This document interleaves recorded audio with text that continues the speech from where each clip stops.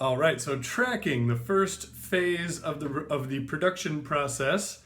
So tracking is just a great vocab word for recording, and you've got two different phases within the phase of tracking, right? So you've got basic tracking, which and this kind of comes from like the old school kind of pre-electronic music version of recording, where we're recording a band and then we're recording stuff over top of it like vocals and whatnot. So a lot of the times in the studio, you want to be able to retake vocals or guitar parts or whatever it is later.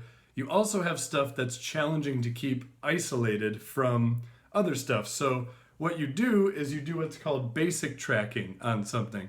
So basic tracking would be like you record the drums, bass, and two guitars all together with the performance of all four of those players playing in the same room.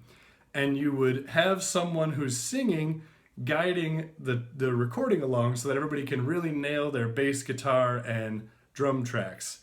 But you have the ability then to redo the vocal track. So on Emily Petersmark's record that I just worked on, Emily was in the isolation booth and played along, but we were getting keeper drum tracks, and those were basic tracks. So basic tracking is getting like the foundation of the record and getting the foundation of stuff that you want to record all at the same time in like the original performance. And then anytime, real quick, this is also called rhythm tracking a lot of the time. So in that case of Emily's record, Emily was in the ISO booth playing guitar and vocals. She knows she's going to redo her guitar and vocals later so that she can really get them perfect.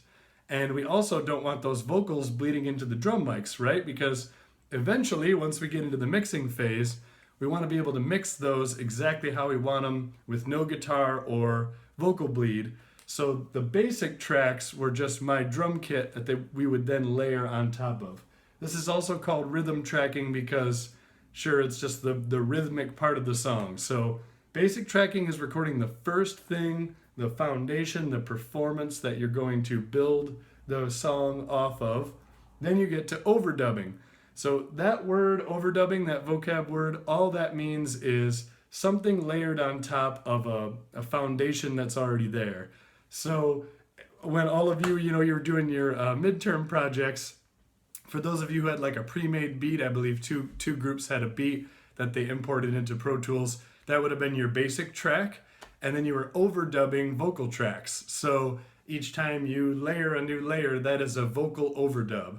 So, for example, if I'm working on a song remotely, and from home I do the basic tracks of like drum beat and bass part, that's my basic track. And then I might, if I'm doing a remote project with collaborators who aren't in person with me, I could send it off and say, hey, would you want to overdub some guitar on this? Or overdub a saxophone part, or overdub keyboards. So basic tracking, your live performance that serves as the foundation for your song. Overdubbing, anything that is recorded after the fact, not in the same moment, not live, but recorded after the fact on top of that performance. That would be called an overdub. So that's the tracking process, aka recording process. Wanted to share those vocab words with you. And now we're going to move on to the next stage of the production process, mixing.